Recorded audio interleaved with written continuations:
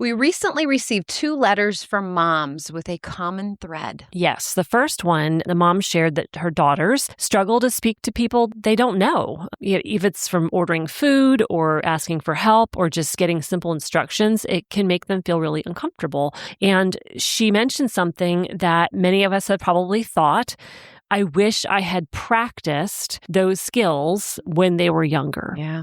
The second letter was from a mom who asked for books or advice on raising a confident child. Her 6-year-old struggles to do the right things when peers are pressuring them. Both of these questions come down to the same thing. We want to raise children who are courageous leaders. That kind of courage that doesn't suddenly appear in middle school.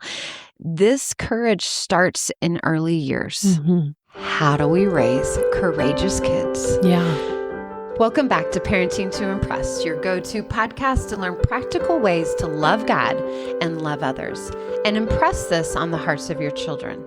I am your host, Heidi Franz, and I am joined by my dear friend, Melanie Schuster.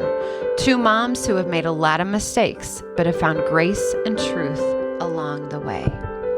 You know, I think some of this issue, Melanie, comes from the idea that we don't want kids to talk to strangers. We don't want kids to get hurt. And because of that, we do it for them. We keep them safe. But yet in the long run, is that best for them? Right. And again, we're not saying that you should tell your kids to go talk to strangers. I mean, let's use common sense here because there's a time and a place for training your kid who is the appropriate person to talk to. But yeah, I think we need to be thoughtful, but not fearful. Yes. Oh, perfect way to say it. Because in reality, children will need to talk to unfamiliar people. It's just part of life, whether it's at school or at church or at Walmart or at a restaurant. We have to, on a daily basis, talk to people we don't know and we are unfamiliar with. So instead of teaching our kids never to talk to strangers, we can teach kids how to wisely and confidently talk to strangers, which, Mel, I think is what builds courage and then eventually leadership. Absolutely. Yeah, I think you were right to put these things together. Until we can build that courageous character trait in our kids, they will not be able to step into and become a leader. Yeah. And I think this leadership and courage building begins when they're young because children are naturally curious. Mm-hmm. They're willing to try, but when the adult speaks for them all the time, they miss out on those opportunities to practice. Yeah. So yes, we want to be an example, but we also want to give them opportunity to try things. So what are some things that you allowed your kids to try to build that courage that leads to leadership? Right. The first one that comes to mind is we would be out at Chick-fil-A, and back in the day, you used to be able to trade your toy, your book, for an ice cream cone. Yeah. And so we would walk back up, and I had one child that flat out refused to do it. He was like, I'll take the book. But the other 3 would march up there, and I would stand with them, and I would tell them what to say. And it took plenty of opportunities to do this before they were confident enough to go up by themselves, or the oldest sibling would lead them all up. And more importantly, it took a lot of opportunities for them to do it in a way that they spoke clearly and loudly enough. They said thank you and please and all the things. And so you heard me say twice, plenty of opportunities. Right. So I'm not saying you have to go out to eat every day, but be mindful, keep your eyes open for those opportunities. And there are others. For example, I think we talked about when you're at the library or the store. What might that look like? Right. Yeah. When a child is into a certain topic, so maybe that child really likes music or dinosaurs or science, for the child to have the willingness, the courage to go up to the librarian and say, I am looking for books on this topic. Would you please help me? Yeah. And as you were talking there, Mel, it reminded me of how we teach kids to pray. we model it, and we give them words. So I don't just send the child to the librarian and say, well, go ask the librarian. We begin by going up with the child and saying, I want you to say, will you please help me? And then have the child repeat it.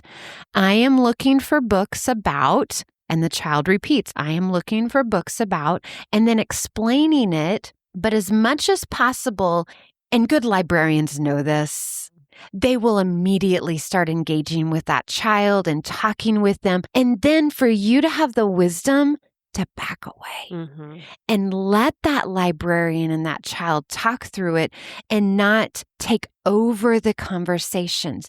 Yes, there will be misunderstandings, but as much as possible, I tried to let the child and the other adult figure out the misunderstanding and only come in when I felt like it was going on a wrong path or we were headed in a genuine miscommunication where you're like, oh, okay, let's get this back on track. Exactly. And I would even take it back, like in the car on the way to the place, be like, hey, you know what? I'm going to remind you when we get there, it's going to be your turn to practice talking to Miss Susan at the library.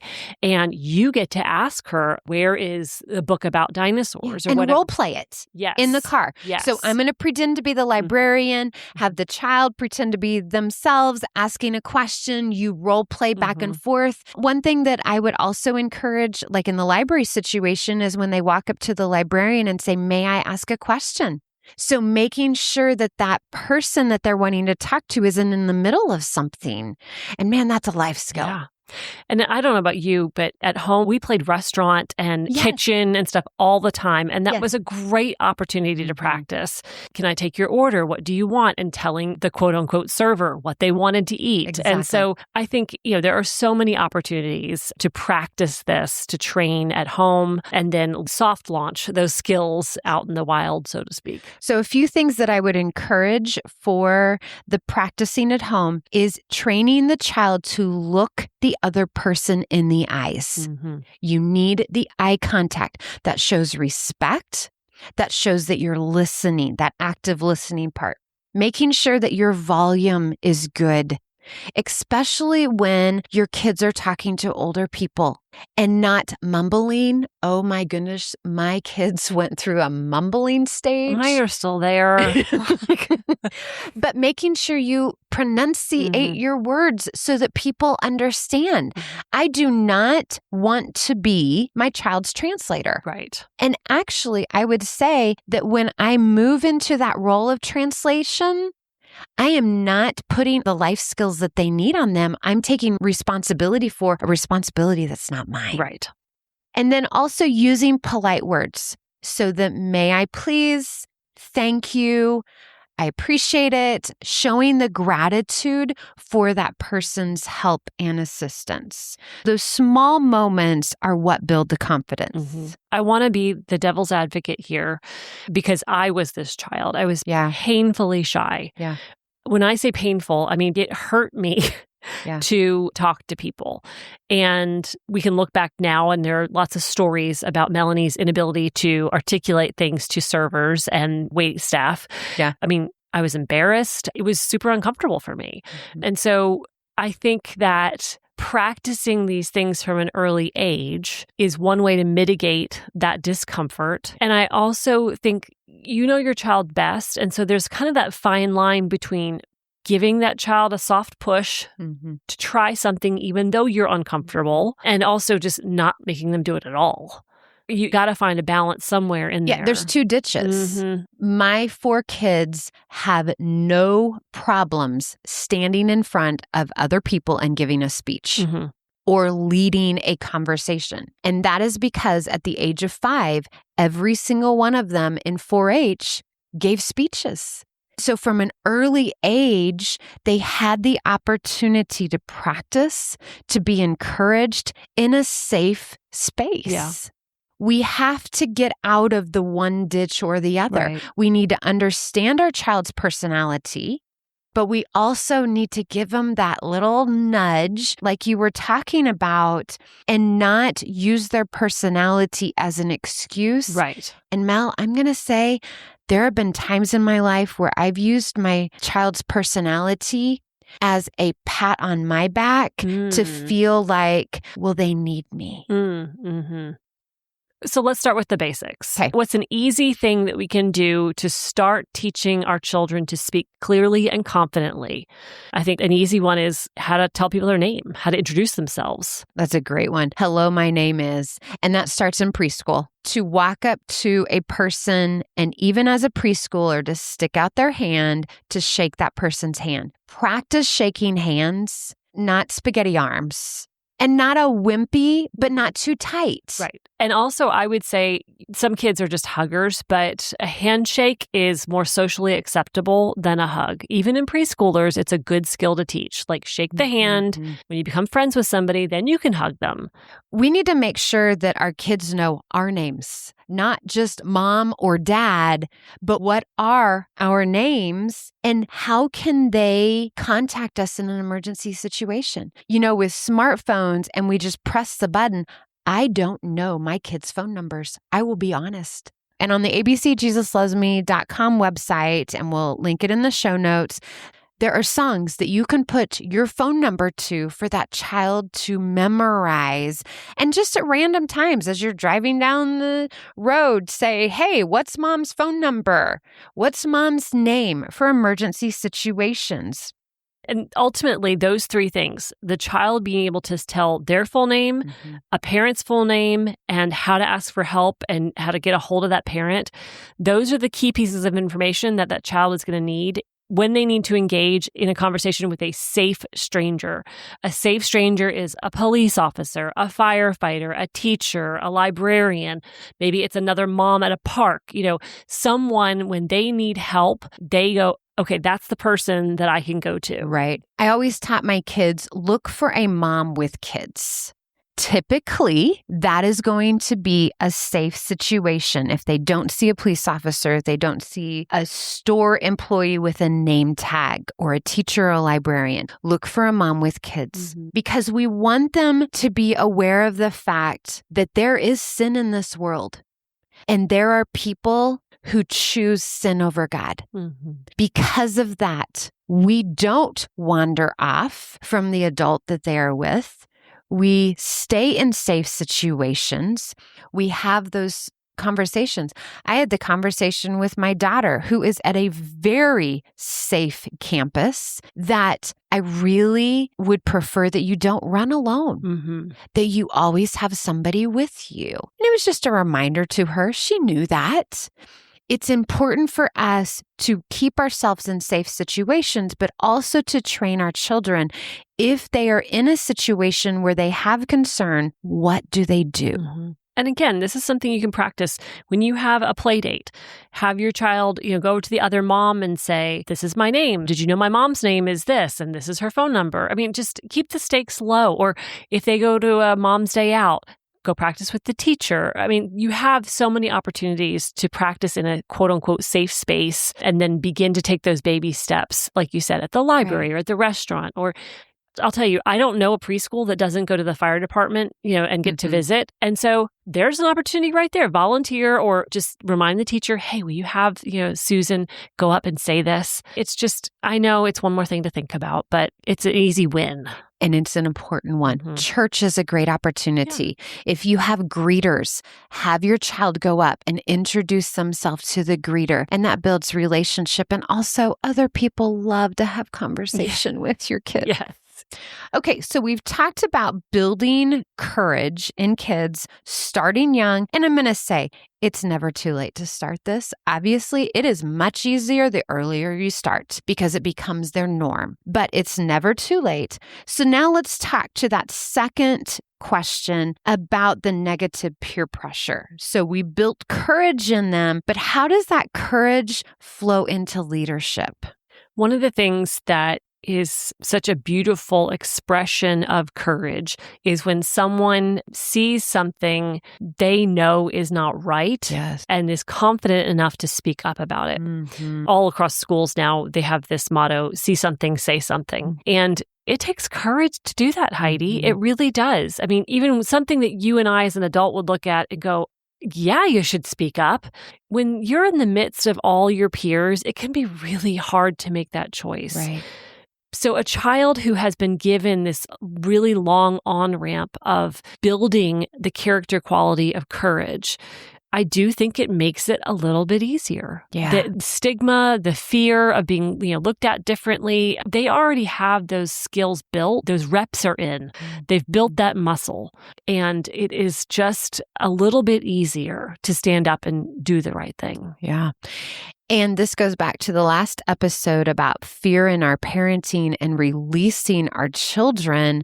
When we have started releasing them at home, they are building that ability, that courage. They are seeing what is right and what is wrong, and having the courage to stand up to do what is right instead of just following like you've taught them at home to follow you. Mm-hmm.